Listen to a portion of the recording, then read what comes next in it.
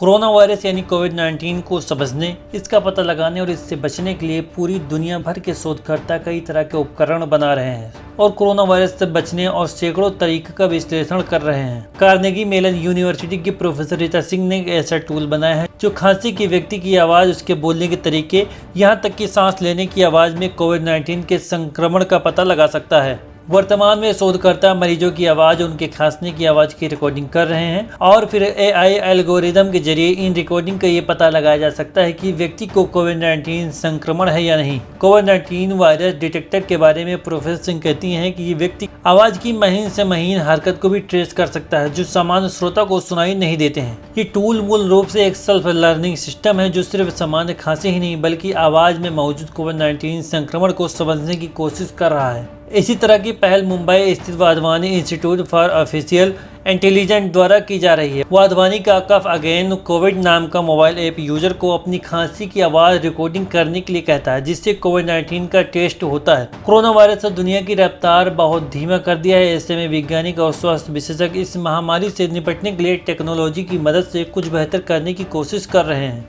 एक तरफ जहां शोधकर्ता खांसी की आवाज़ से संक्रमण का पता लगाने का काम कर रहे हैं, वहीं अन्य अध्ययन से पता चलता है कि निकट संपर्क से बचने के लिए 2 मीटर की दूरी को सुरक्षित माना जाता है, वो भी उतनी सुरक्षित नहीं है। हाल ही के एक अध्ययन में पता चला है कि अगर कोई अपनी दिशा में बिना मुंह ढके खांसता है तो 2 मीटर की दूरी पर भी पर्याप्त नहीं है। कनाडा के एक हॉस्पिटल में वायरोलॉजिस्ट द्वारा की गई जांच में पता चलता है कि मनुष्यों की खांसी की वायु प्रवाह प्राकृतिक रूप से मौसमी फूलों से संक्रमित होता है। अध्ययन के अनुसार यदि कोई व्यक्ति बिना किसी सूचनात्मक उपकरण मीटर की दूरी पर भी खांसता है तो खांसी आपके पास पहुंच जाती है और गतिमान रहती है। अध्ययन से यह भी पता चला है कि करीब 10% खांसी की महीन बूंदें 4 सेकंड के बाद भी हवा में बनी रहती हैं। ये चीजें महामारी के दौरान सोशल डिस्टेंसिंग के फैसलों को पूरी तरह से साबित करते हैं। यूके की तीसरी स्टडी बताती है कि पेपर टॉवल से हाथ सुखाने अन्य सतहों पर वायरस कम फैलता है। शोधकर्ताओं ने जानबूझकर एक हानिरहित वायरस से 4 लोगों के हाथों को संक्रमित किया, उसके हाथों को 4 अलग अलग तरीकों से सुखाया।